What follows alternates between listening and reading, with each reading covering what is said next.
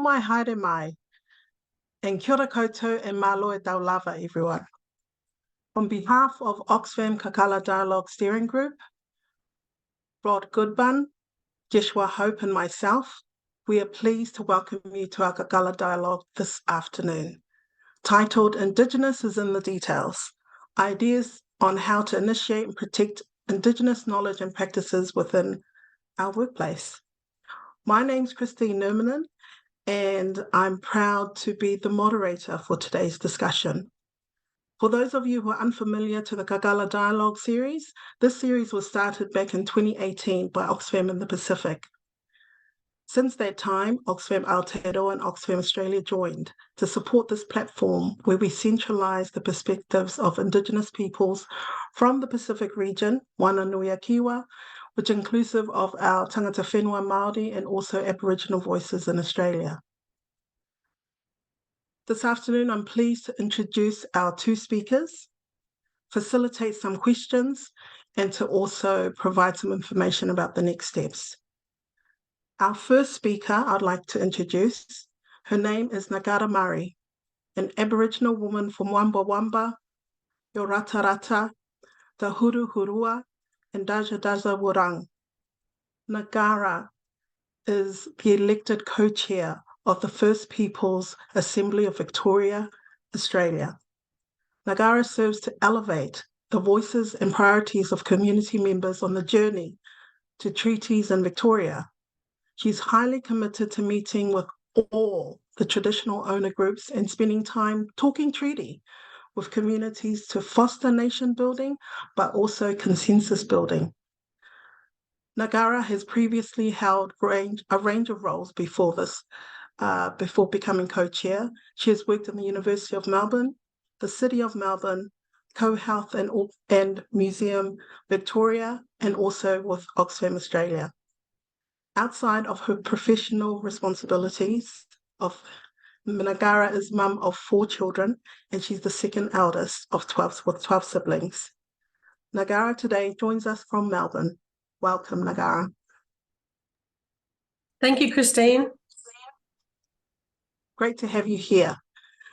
Our second speaker is Toleafoa Alfred Schuster, Director of Toleafoa Limited, and he brings to us a combined 30 years of service and experience in education, health, Pacific development, and political sectors. Toleafoa is a proud graduate of USB, having completed his bachelor degree in history and politics and his master's honours degree in political studies from the University of Auckland. In the last 15 years of his career, Toleafoa has been in senior policy advisory roles. He's worked in facilitation, advocacy, and strategic engagement within different intergovernment and regional organisations across the Pacific and Aotearoa, New Zealand. He describes his achievements as foundational, in particular setting up the USB radio bus speaker in the 1990s, being part of the team that established the Auckland University of Technology's first Pacific executive level office, the Office for Pacific Advancements, and he has also formulated a peer review process of both development donors and Pacific government's aid management and finance systems before he set up his consultancy, Toleafoa Limited. So he's back from Fiji, and Toleafoa is joining us from Auckland. Malo, lava la susonga, and welcome. Malo, aftai, Christine.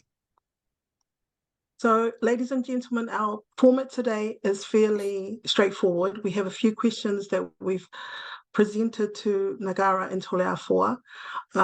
They will be sharing personal journeys, their individual journeys, and we will also ask them to share some of their journeys within the workplace and also ideas for what the future might hold for our workplaces as employees, but also as employers within our sector. So Ngarra, I'll start with you. Tell us a little bit about yourself in your own words and why Indigenous is important to you in the work that you do.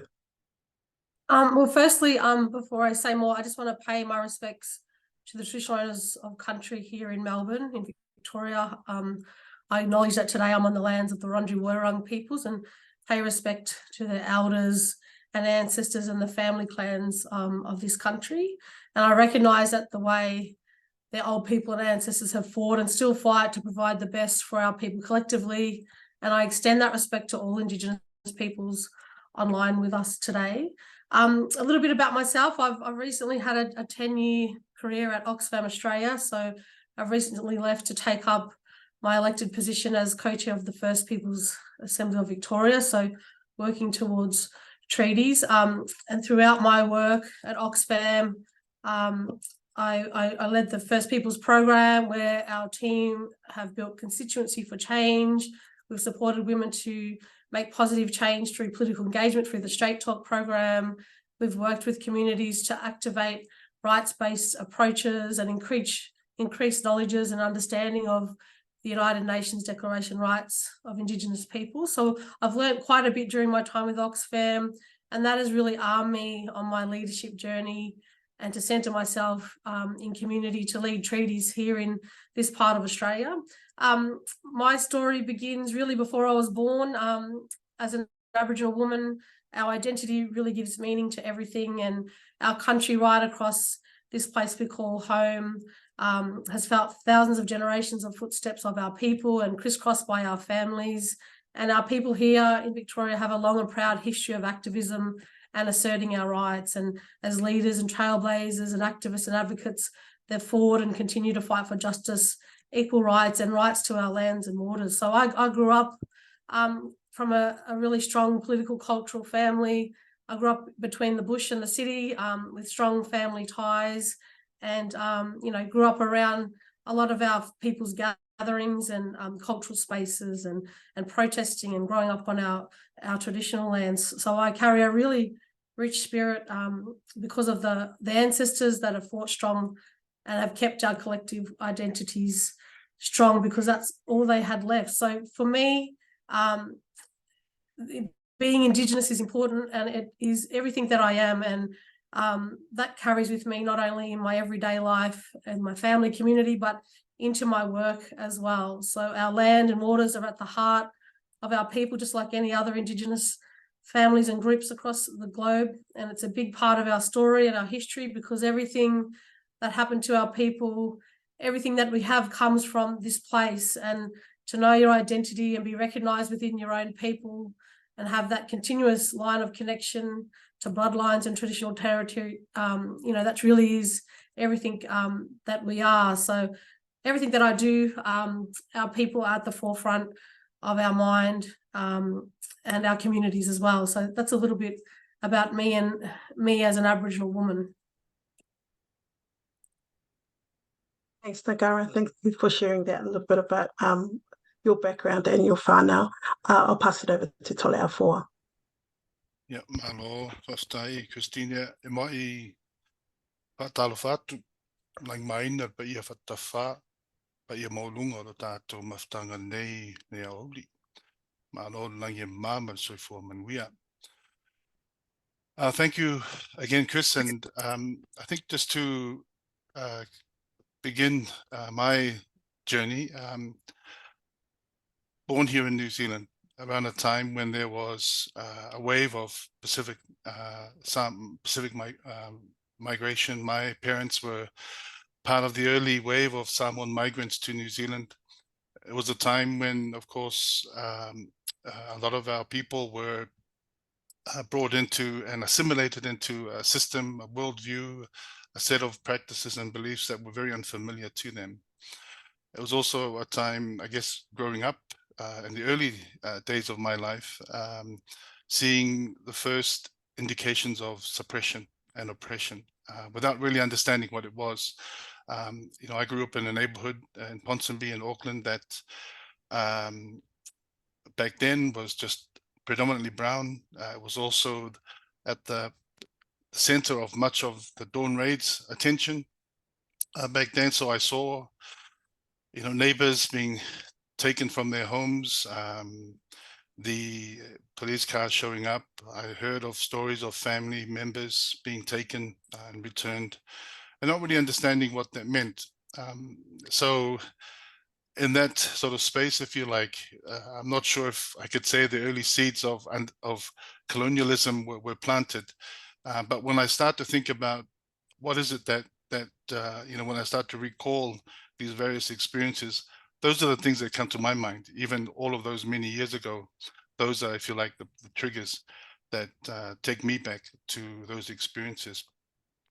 But I guess when you ask the question about, so this whole idea of Indigenous really didn't make much sense to me growing up. Our family, we then returned to Samoa, and I did most of my early teens into the late teens in Samoa, attending high school. Never really sort of thought about colonialism. Much of what was taught in school was very much about the European, what was happening in Europe, the history of Europe. And we were assessed against that, and our measure of success and level of capability and knowledge was how much of Europe we understood and knew. And so it wasn't until I went to the University of the South Pacific, where in the early 90s, very much inspired by people that were there. Epeli Hau'ofa was theorizing about our Sea of Islands at that time. Konai Thaman was crafting what we are now applying in this seminar, the Kakala methodology. There were many others, the likes of Claire Slatter, Vanessa Griffin, were inspiring young and new Pacific feminists. But all of that was about elevating this Indigenous knowledge and using the academic setting to give validity and credence to knowledge that's been there for hundreds and hundreds of years. So when you ask the question why Indigenous is important to me, it's because it holds centuries of wisdom and knowledge and understanding around practices and issues that we are grappling with now. When we talk about sustainable living, when we talk about cultural practices, environmental stewardship, all of those things that are existing and ongoing challenges for our people. Indigenous knowledge is becoming a source of intellect, of solutions around how best we can address those particular issues. So it provides what I would call diverse, time-tested solutions that enrich an already set of European or established mainstream solutions, or levels of knowledge and understanding.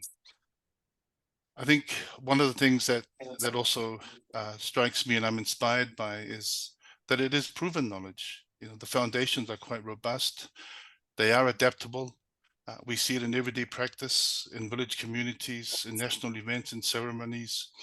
So there are values and practice that have been time tested. And I want to just go back to the point about adaptability. We have a alanga upu in Samoa. There's a Samoan phrase that goes, e ui ina sui whainga, ai tu mau pea whaamai, which literally means, even though the ways of doing may change, but the foundations remain the same. And I think that's what it is about Indigenous knowledge, is that it's proven over hundreds and thousands of years that it's time tested, and it's as valid as it was then. It's valid as is now as it was back then. Malo Toleafoa, and while you've got the mic, and also you've talked about your early experience of colonialism, I'm going to ask the second question to you. As you know, our Kakala series has a focus on decolonization. In your own words, what does decolonization look like, feel like to you? What does it mean, that term? I'm trying to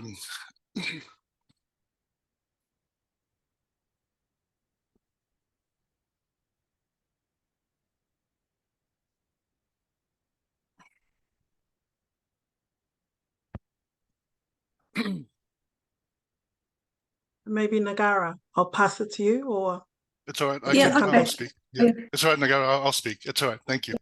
I think it's a term that generates a lot of mixed reactions.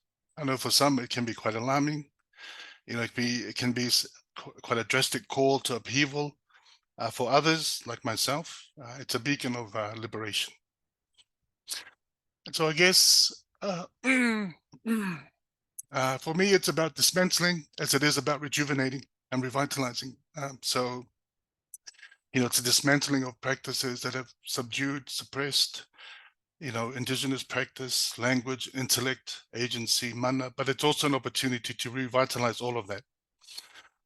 It means self-determination, not just in a political sense, but also in an intellectual sense. And I referred to the examples of Konai, of Epeli, of Vanessa, and the work that they were doing at USP. But it's also structural, I think, within workplaces, within development spaces that most of us work in. It's about applying this self-determination and in setting future directions. I guess one of the most critical things around what decolonization means for me is that it's also about the acknowledgement of past and present injustice. And, that's an acknowledgement that needs to come from those who harbored and still harbor those colonial structures and systems that undermine, that diminish the value of Pacific intellect, capability, and knowledge within the international and, in this context, regional development space. So, one of the things that I've taken on board, one of the learnings I've taken on board is that decolonization can begin with quite incremental and intentional steps. And I'll just speak of two steps that I've sort of really focused my energy over the course of my work life. One of the first steps that I took very much early in my professional work life, was to dedicate my work life to addressing one very fundamental question. And that was, how best can the interests of Pacific people be served? And I've kept that question in the way that I work, the way that I present myself in professional workspaces. However confronting that might seem to others, or however subdued that might feel for me. And so, Chris listed a number of things, what I called foundational, but that was just me really showing off. But when I refer to the example of the so I'll come back to those examples. So a lot of my work has been around positions, engaging in positions that were focusing on, that were Pacific facing, and very much about servicing Pacific interests. The second intentional step that I took was to delve into the realm of ideas, of policies, and strategic undertakings. So immersing myself in dialogue that kind of shaped approaches, that started to frame solutions for and within Pacific development settings, either in education and health and politics and so forth. So those examples of those things that I've been involved in, even with the radio station at the University of the South Pacific, the student radio station, I mean, that was to establish, to harness alternative Pacific student voices within a student environment that was predominantly ethnocentric, and I think it still is. There's still a lot of ethnocentric voices that dominate student decision-making, student politics within the University of the South Pacific. The example of AUT, the Auckland University of Technology, was really now looking at, there was an existing and very strong Pacific voice, but it was now looking, well, how can it best serve a new set of interests for Pacific communities? And was it about now seeking to elevate that voice to a level of decision making and strategic direction setting and influence that wasn't there before? So in terms of the steps and what decolonization means for me, and the sort of steps I've tried to take to give utility, or to try and bring to life someone, and me trying to answer that question in practice, those are just some of the examples. Perfect. Toleafoa. And Ngarra, I'm going to combine the question about your reflections about the terminology, what it means, decolonization, what it means to you, what it feels like, and also ask if you can share just some of the most challenging stereotypes that you've encountered in workplaces and how you've navigated them. So yeah, over to you. Yeah, so decolonizing to me is reversing the legacy of inequality and racism that's been left by colonialism, and redressing the unequal power relations that's been produced, over 250 years here in Australia, and those historical inequalities, and that we need to disrupt their impact and develop ways of thinking that consider the voices of our people. And Our people at times were so oppressed and disempowered and apathetic, but it requires a real profound recentering of Indigenous worldviews. So it's reimagining relationships and land and people in our communities, and it takes time and for people to understand us, because a lot of people here in Australia don't understand Aboriginal people and mightn't necessarily have met an Aboriginal person. So it requires a lot of conversation, and it's a practice, and it's unlearning as well too for a lot of the wider mainstream Australian people. And it's decolonising, decentering whiteness and honouring the differences as well of the different peoples. So for us, we're in a treaty process, so dismantling and unravelling power structures, less hierarchy, our people having more control, more collective decision-making powers over our affairs, our business, and also embedding our ways of doing business, our cultural authority and our law and law. So in an Oxfam context, NGO leadership doesn't come from the historically oppressed communities that they serve, and may not necessarily understand the needs. So that has been a big thing for me over that 10 years of working in Oxfam, to how do we decolonise, and what does that actually look like in practice. And often in the past, charities have framed development and aid as generosity rather than reparations for injustices, past and present. So I think that, at times in we look at the history, aid of the sectors has been part of the process of colonisation. So trying to unravel that, to have those really important conversations around allyship and decolonising, that's been a really big conversation that we've had throughout Oxfam, over the decade that I've been in there. And what does decolonisation look in practice? In regards to challenging stereotypes, well, as Aboriginal people of this country, there are a number of negative stereotypes that's reinforced each day by the world around us. And that's by way, the way we're portrayed in the media, in the tourist industry, by lack of education and ignorance. For me, as an Aboriginal woman, my family's taught me strong values of respect and integrity and equality and connectedness and inclusiveness, and the dignity and worth of every human being. And that's just built in us as Indigenous peoples, and these values make up who we are. So our people, we're very proud people. We're proud of who we are and where we come from. Our people aren't respected as the first peoples of Australia, and that was evident in the recent referendum results, where we took it to a vote, and that whole referendum debate was quite bruising on our people, and we're still, to come back from it. We know that discrimination mutates into the structural racism our people face today. It's not just about healing the wounds that come from yesterday's, but the impact of colonisation just doesn't stop one morning. It's something that's impacting us today. Things that have happened to our ancestors over 100 and 200 years. So those impacts continue with disadvantage, often compounding down the generations of our people. We carry that intergenerational trauma. So I think there's a lot of negative stereotypes. We've seen the racism. We've seen the media crucify us in the last 6 months in the lead up to the referendum. So I think every day of our lives, in our communities, in our workplace, we are fighting for acceptance, and we're fighting to live as our true and authentic selves, including our vision of self-determination and what that means, what it really means. The respect that we deserve as the sovereign people, our sovereignty in all its shapes, and also treaties in all its forms. So to navigate it, I feel like we're constantly navigating it, but we are resilient and we have survived, and we're proof of that, living proof of it. So we just keep on going, and we reset, and that's just how we are as resilient people in this country. So you would have saw a lot of negative stereotypes play out over the last few months in the media in regards to our people here. So that kind of shows you what we're dealing with and the challenges that we face every day of our lives. But, it does have impacts on us, on our workplaces, but we just continue to navigate, those spaces.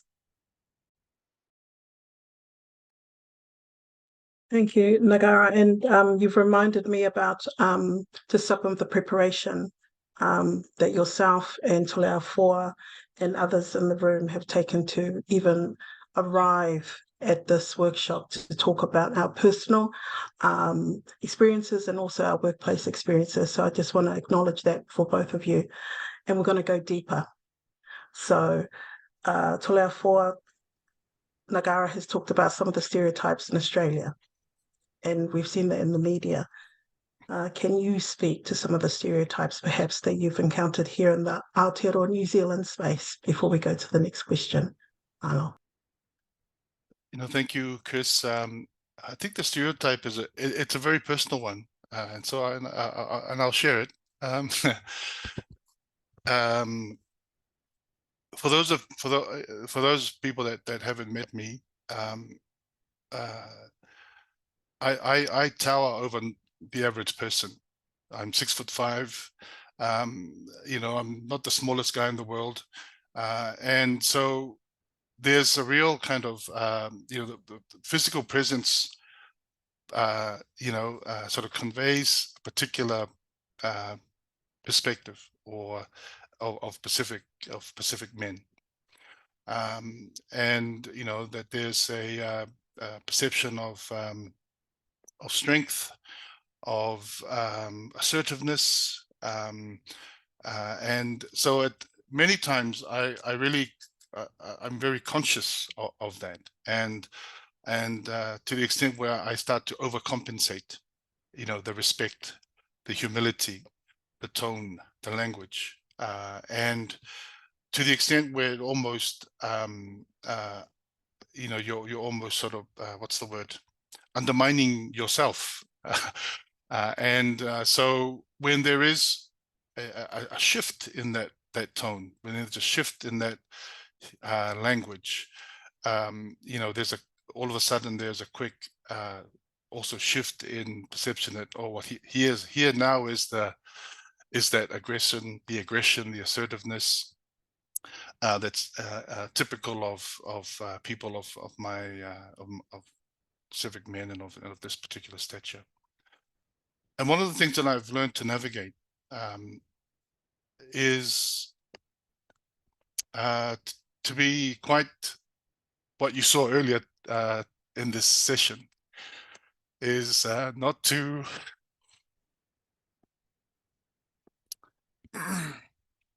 is to demonstrate an air of vulnerability, but as a source of courage, if you like. And I make no apology anymore. So I think what you find is that that I've learned to navigate that sort of stereotype by I don't know. I think just a continuous recalling and a telling to myself of that respect, humility, tone, and language in the way that it's conveyed by Pacific men or Pacific peoples, is values, principles that convey mana, that convey agency, that acknowledges and recognizes the value of others in that space, in that physical space, and who are also in your presence. And so, I mean, I'm not sure how else to explain it, but I think on a very personal level, those are the stereotypes that I'm continuously navigating. Well, that particular stereotype. Taftai, Chris. Alo Toleafoa. Sending you a virtual hug from through the screen, as I'm sure others are. So thank you for sharing that. So our next question is, we're moving into the future, okay? So we've talked about our personal experiences of ourselves and also the communities that we represent and some of the stereotypes. And then this next question is talking about, so what would we like to see? What would our world, Australia, New Zealand look like or feel like when Indigenous voices are at the centre? when Indigenous voices are proudly in the centre and informed decision making? How would we tell? And this question is not just about yourselves, but also what this world would look like for our children and our children's children. So you can respond in the current context of what you see, but also what you might want to see in the future for the next generation. So Toleafoa, I'll give you a bit of a breather, and we'll go back to Ngarra, and then we'll get you to respond before we go to our final question. Smilo. Yeah, I imagine what a world would be like. Me coming into Oxfam 10 years ago, looking to indigenize everything, was really ambitious at the time. But obviously, for me, I'm always driven by the fact that we're constantly striving to form a cultural, social, political, economic reality that we all want, and a reality that's centered on our rights and our values and our beliefs as Indigenous peoples of the land that we live on, and where we come from. I believe in the collective power and growing the power of the people to build strength and find common ground amongst our community. So that would be an ideal world for me, because for me, I'm here with a purpose that is to reclaim our people's power and freedom to make decisions that affect our communities, and that is all based around empowerment and self-determination and what that means in practice. And my vision is of a future which First Peoples across the world have the ability to make the decisions that affect their communities and their land and waters, and that we have a future that respects our rights and our dignity and our sovereignty as the First Peoples of this land, and also where everyone can enjoy a shared and healed and healthy country together, because it's about how we coexist, all of us together. But how do we embed our societies around First Peoples lenses and responses, and how do we really embed that into our communities across the board? So I'm up for a future where our unique status and our diverse cultures and our customs and languages are recognised and respected and celebrated by everyone. So that's something that I'm working towards. And I had the privilege of working in Oxfam's First Peoples program team, because we worked with a high degree of diplomacy and integrity across not only Australia, but across our global alliances to strengthen kind of collective accountability and active citizenship. So that approach contributed to having really strong, trusting, long-term relationships across communities. And Oxfam in Australia, they've worked with communities for nearly 50 years now. So that's something that's really unique, and their work with Indigenous peoples is a key part of their identity. And that's something that we'd always asked Oxfams to, what do they want to look like in the future when it comes to working with and for Indigenous peoples, and what does Oxfam look like? Because for me, you want people out to kind of do themselves out of a role eventually, because we do have First Peoples justice and equality for our people. But that's my kind of vision around and what it would look like, and obviously amplifying and privileging and centering Indigenous voices is key to any way forward, and to how we'll coexist and how we as First Peoples govern and self-determine our futures. Thanks, Ngarra. Over to you, Toleafoa. Yeah, I think in Aotearoa, New Zealand, the 4 Pacific peoples that are here, the Te Tiriti and the acknowledgement and the centering of Māori in all facets of life through the Te Tiriti is a pathway for Pacific peoples here in Aotearoa as well. On 2 levels, I think. One is, within the Te Tiriti arrangements in the system, in the state apparatus, in the education, health, all of those sectors where Pacific interests and needs are a priority, and where the Te Tiriti arrangement in terms of centering Māori as a priority community and peoples of the land, and we share in very similar statistics. So there's that opportunity to center through that relationship Indigenous views of the Pacific in the way that you know, their interests could be served or their needs could be best met through that arrangement. I think the other pathway is, of course, an historical one or an ancestral one, where there is recognition of Māori and Pacific peoples as of the same origins, of the same ancestral origins. And I think that really adds a really unique but also powerful dimension to the relationship that can exist in the way that Indigenous voices are situated and positioned within Aotearoa society at all levels. I did want to just make one very specific point, though, in light of the Pacific-facing nature of Aotearoa's development efforts. You know, I think one opportunity could also be, if we were looking at what a world could look like, or what New Zealand's engagement in the Pacific development space could look like, by centering Indigenous voices.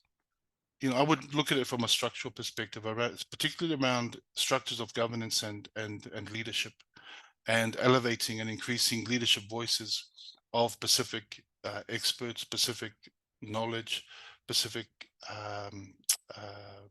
peoples, for example, in those governance and leadership structures that Aotearoa New Zealand channels or uses to pathway its engagement with the Pacific.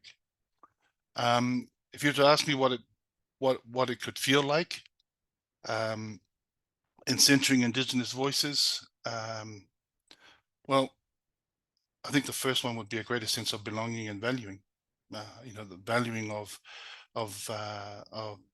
Indigenous knowledge as legitimate. I mean, for us, it's legitimate, but for others, you know, it's also seeking their endorsement and understanding that it carries equal value, if not greater value, to what might be already out there. I think the second point in how it might make me feel is a sense of justice and also of healing. I think there has been, equally to the experiences of Ngarra, there is a lot of healing that needs to occur, and that is occurring around the impact and the effect that you know, colonialism has had on generations of Pacific peoples, both those that are generations of our people that came to Aotearoa, New Zealand, but also those that are continuing to still experience that colonialism through some of the engagement and the interaction between Aotearoa, Australia, and others in the Pacific. Thank you, both of you, for sharing that. And I think this is your reflections also give a great segue into some of the rationalising of the title of this workshop was Indigenous in the Details. We wanted to provide some of your experiences to people, but also a space where people can make a start. Often when we talk about decolonisation, it's big, it feels heavy. And so some of the assumptions we had in creating this platform that we're speaking to is people need a space, just where can they begin? As a colleague, someone who may be sitting with us every day in our workplace and they want to be an ally, they want to be anti-racist, and they want to partner with us. And so thank you for sharing your experiences. And so Indigenous in the Details is also a play on words of God is in the details. The details matter. Details matter. So if we were employees, this question is about if we're employees and we're looking to think of our colleagues who are everyday New Zealanders, everyday Australians, they see us every day in the workplace. What's one small, tactical, technical, operational thing that they can do to make you feel protected, safe, and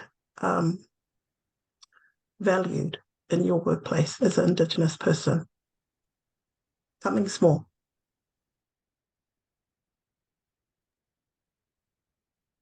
I can never go, Ngarra. Okay, I'll make a start. Well, for me, the employees in everyday Aotearoa are both Pacific and non-Pacific.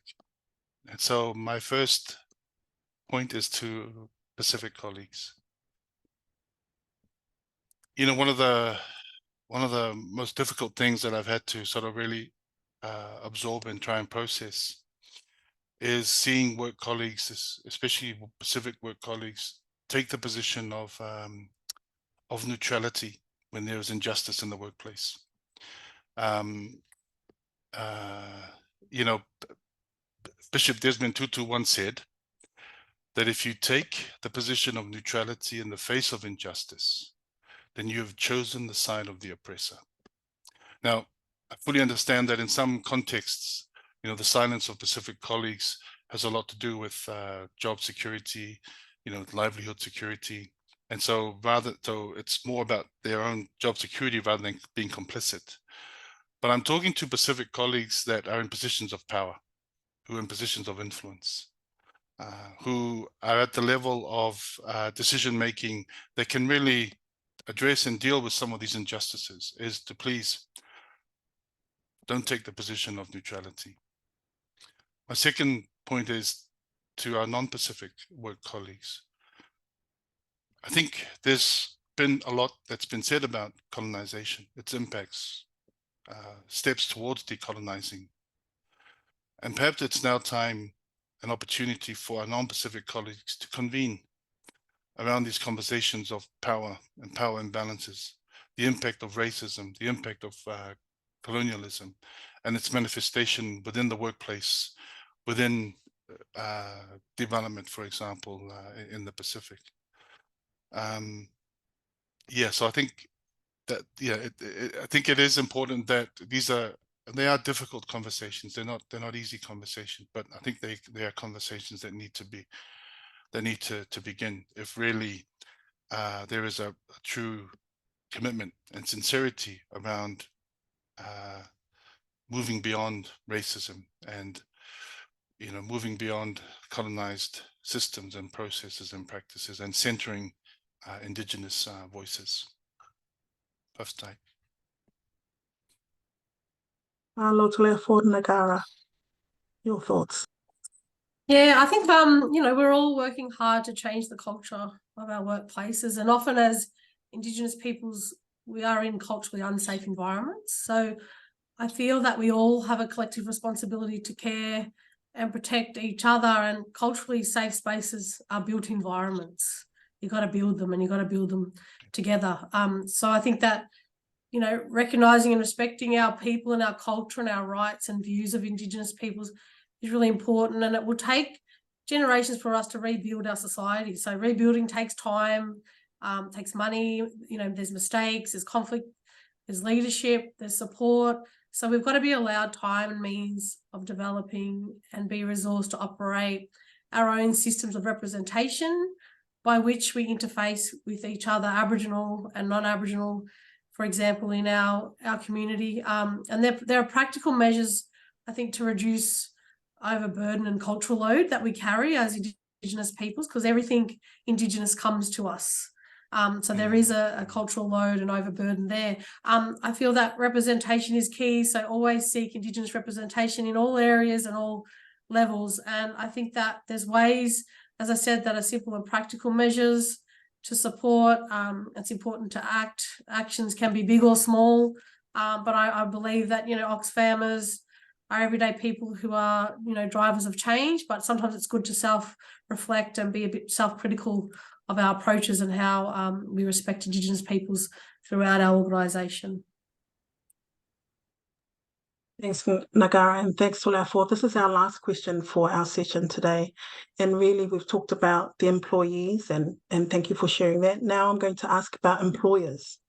So the session is about workplaces. And so thinking about what you've already shared about employees, what they can do as everyday Kiwis, Australians, New Zealanders, what can employers, and employers particular in our international development organisations, in our sector, what can they do differently to accelerate the work around protecting Indigenous knowledge, protecting Indigenous cultures, and advocating for a more just and fair world? What would be different in their actions compared to employees?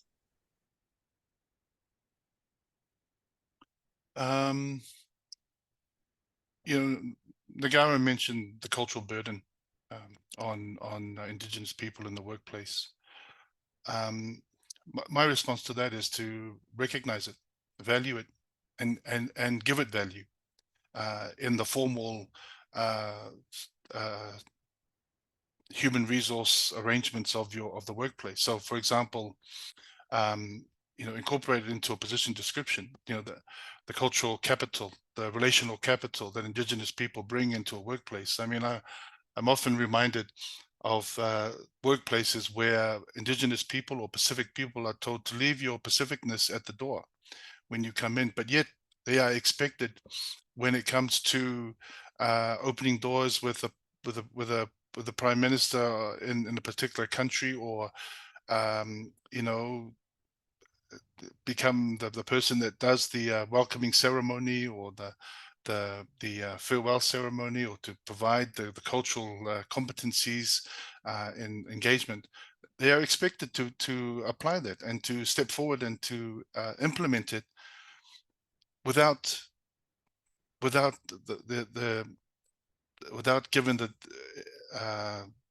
necessary value, recognition, or, well, I'll say remuneration for it. It's not part of their performance measures, it's not part of the KPIs, but there is this underlying expectation that they should, one, that they should be well versed in all of those things, and two, that they would happily step forward to perform and lead on many of those cultural competency interactions. So I think there's room to formalize this Indigenous knowledge and capital that Indigenous people, well, in the context of international development, that many Pacific people bring into the workspace, and whether that also becomes, when we start to develop or draft terms of references for work in the Pacific, to move beyond just asking or requiring 3 to 5 years work experience in the Pacific, for example, but add to that 3 to 5 years of I don't know what the right English words are, cultural engagement or cultural knowledge and understanding, or protocols. And that's not just ceremonial protocols, right? That's just also engagement protocols. That's also the various social protocols that might, in terms of, understanding status, hierarchy, interactions between communities and villages, that sort of those political interactions and that political knowledge that a lot of our Indigenous people bring to a workspace. Sorry, I'm just kind of going all over a little bit, but I think that cultural burden, to minimize that, is to give value to that. I would call it relational and cultural capital that Indigenous people bring into a workspace and incorporate into the formal performance, human resource requirements of a particular organization. Sorry, thank you. Thanks, Toleafoa Ngarra. Yeah, I have similar views, but obviously my advice to employers is to lead by listening and shifting thinking and acting and manifest that. As I said, there's an invisible workload that employers maybe unknowingly place on Indigenous employees to provide Indigenous knowledges and education and support. And it takes a toll, because we're always bearing the cultural load in our workplaces, because we're in high demand, to act as role models or mentors, or to sit on committees, or be a contact point for anything to do with Indigenous matters. So it's extra work demands, and it does take a toll on us. I think consultation and transparency around policies which relate and impact Indigenous peoples is essential. One way that NGOs can move towards collectivism is by bridging that gap between the board and the staff, so the senior leadership and the staff, and allowing them to hear from each other on a regular basis is really important. Indigenous people leading in the organisation, and to make space, provide resources and allow time, I think is vital. And also continued dialogue. So conversations like this and reflection points as we go along are really important. And I'd love to see Oxfam, Australia in particular, join up with their counterparts, across the Pacific and other places as having a bit of an Indigenous network and a united strategy and approach towards their work with and for Indigenous people. So that's kind of my advice to employers. Thank you. Both. Thank you, Ngarra, and thank you, Toleafoa. And that is officially the last question for both of you. So can I just acknowledge that you can kind of maybe take a breath, It's been a great session. So I just want to thank you on behalf of the Fraud and Joshua from the Kakala steering group, and to everyone here, thank you very much. The instructions I have been given has been that this recording will be made available as a resource, and our plans for the future for Oxfam is for this Kakala Dialogue is to continue this dialogue into the future on a bi-monthly process from 2024, and that we continue these conversations, and we do have aspirations to have a publication or resource. So our ideas and conversations go to a wider audience and maybe inspire other platforms where other Indigenous voices can talk about how others can support a collective future. So my thanks to everyone here. And also, we've got a few minutes here, and I can tell there's a few hands that I've got the signal here. So if there's anyone got a burning question that they want to ask, please do so before we finish.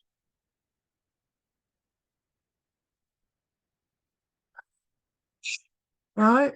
Okay. All right. Christine, I think you have a question. We do. Okay. Everybody, that's Joshua from Oxfam in the Pacific and Suva. So Joshua, I'll pass over the controls over to you for the question. Nurka.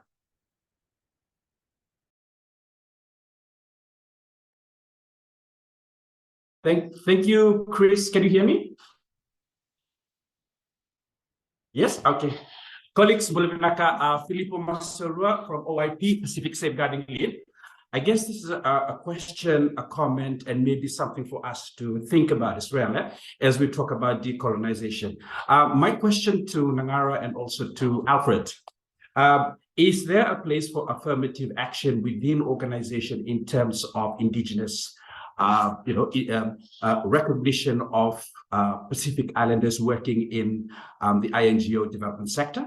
And the second is, you talked about responsibilities is what I could gather from the discussions in terms of decolonization. And I think for us as Pacific Islanders, let's also not forget that we do have a responsibility as well in this whole entire process of decolonization.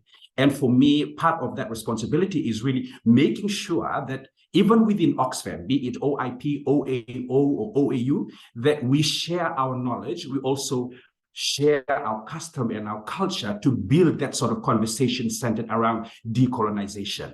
It's huge, and like Ngarra said, it can be burdensome, it can be tiring, but to dismantle something that has existed for centuries, built on patriarchal sort of power, we need to also bear in mind that it will take us a bit more time to work hard in terms of dismantling it.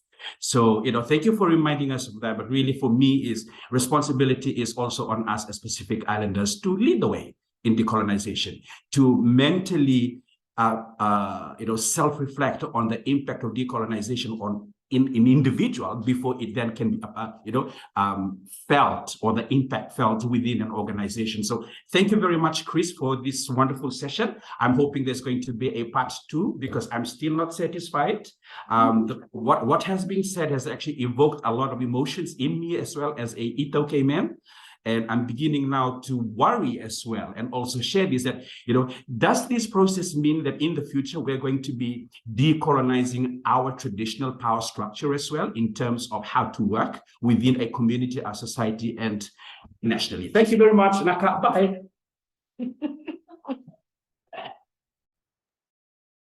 Thank you. There was more. Thank you, Filippo.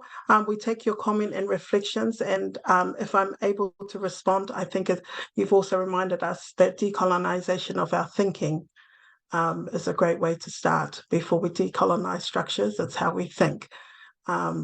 Is a helpful way to reflect. So if there's any other questions, please, we will have to close, everybody. But Yeshua will send out the recording, and we look forward to inviting you to the next session. So my thanks again to everyone who was here.